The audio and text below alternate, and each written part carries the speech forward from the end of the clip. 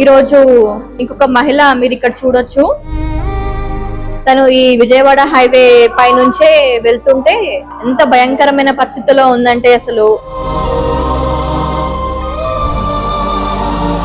తిన్న ఫుడ్ కూడా అడుకోలేకుండా సోయి లేకుండా అని అంటారు కదా, అలా ఉంది తన పరిస్థితి మాత్రం. అది ఎందుకలా అయిపోయిందో అర్థం కావట్లేదు. వెళ్తూనే అసలు ఏదేదో మాట్లాడుకుంటూ వెళ్తుంది.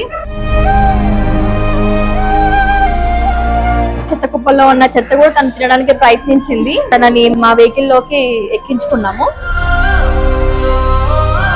తిన్న ఫుడ్ ఏదైతే ఉందో అది కూడా మూతికంతా అట్లా ఎండుకుపోయినట్టు అయిపోయింది. ఇక్కడికి వచ్చినాక మేము ఆ హెయిర్ కటింగ్ చేసేటప్పుడు అయితే మాకు సీజర్ కూడా పట్టలేదు, అంత అట్టుకట్టుకుపోయింది జుట్టు అంతా.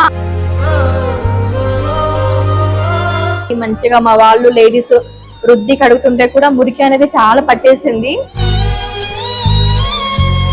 ఈ పేరేంటి? రాజ్యలక్ష్మి. ఏ ఊరు? కోరుట్ల. సో తను అడిగిన డీటెయిల్స్ ని బట్టి తను హైదరాబాద్ దగ్గర కొరుట్ల ఊర్లో అయితే ఉంటాము. వీళ్ళ ఆయన పేరు ఎల్లయ్య, 2 కొడుకులు 2 కూతుర్లు. తను ఎవరైనా గుర్తుపట్టినట్టయితే అమల అనాథాశ్రమ ఫోన్ నంబర్స్ కి కాల్ చేయొచ్చు, తను తీసుకెళ్ళొచ్చండి.